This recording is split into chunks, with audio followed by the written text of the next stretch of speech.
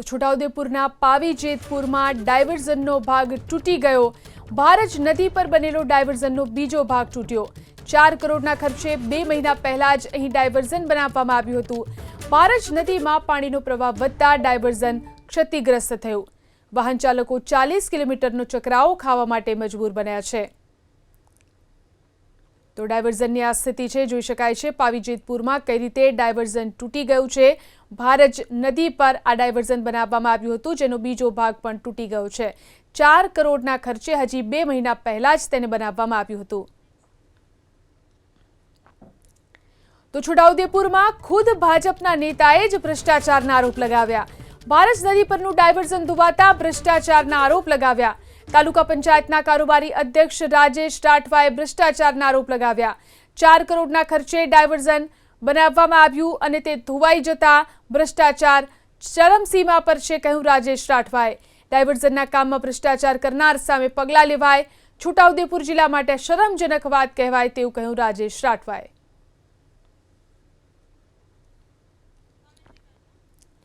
તો જે રીતે ડાયવર્ઝન ધોવાઈ ગયું છે, હજી 4 કરોડના ખર્ચે આ ડાયવર્ઝનનું કામ કરવામાં આવ્યું હતું।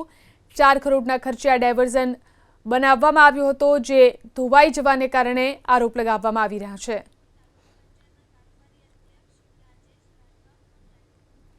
તો છોટાઉદેપુરના તાલુકા પંચાયતના કારોબારી અધ્યક્ષ રાજેશ રાઠવા આપણી સાથે ફોન લાઈન પર જોડાયા છે।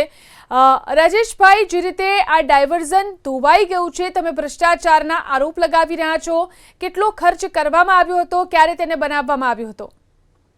જી મેડમ, હવે આ જે ભ્રષ્ટાચારના આરોપ તો નહીં લગાવી શકતા, પણ ભ્રષ્ટાચાર સાબિત જ થઈ ગયો છે હવે તો। જી, કેટલા સમય પહેલા ડાયવર્ઝન બન્યો હતો અને કઈ રીતનું કામકાજ હતું? અગાઉ 1.5-2 વર્ષ પહેલા પણ એક ડાયવર્ઝન 2 કરોડથી પણ વધારે રકમનો એક ડાયવર્ઝન બનાવ્યો હતો, એ પણ લગભગ મહિનો ટક્યો નહીં। એ ડાયવર્ઝન પણ પાણીમાં ધોવાઈ ગયો અને આ વર્ષે ચાલુ વર્ષ દરમિયાન પણ એક 4 કરોડથી પણ વધારે પૈસાનો રકમનો જે મોટો ડાયવર્ઝન બનાવ્યો હતો, એ ડાયવર્ઝન વરસાદ તો હજી ચાલુ જ છે, પ્રથમ વરસાદના કલાકો બાદ જ એમાં તિરાડો પડી ગઈ અને આજે આપણે એને નરી આંખે જોઈ શકીએ સોશિયલ મીડિયામાંથી। તો એ સોશિયલ મીડિયાના માધ્યમથી એ બ્રિજનો એક ભાગ તો આખો તૂટી જ ગયો છે મેડમ। જી, કેટલી તકલીફ ગામના લોકોને પડી રહી છે આ રીતે ડાયવર્ઝન ધોવાઈ જવાને કારણે?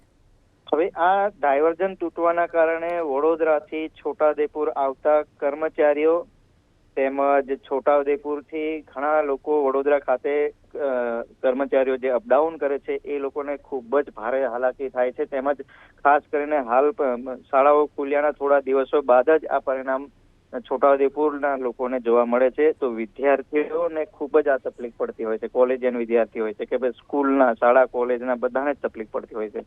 અને રોજિંદા જે ધંધાકીય લોકો છે, રોજગારવાળા જે ટંકે મજૂરી કરીને ખાતા લોકો હોય છે, એ લોકોને ખૂબ જ હાલાકીનો સામનો કરવો પડે છે। જી, આભાર અમારી સાથે જોડાઈને વાત કરવા માટે।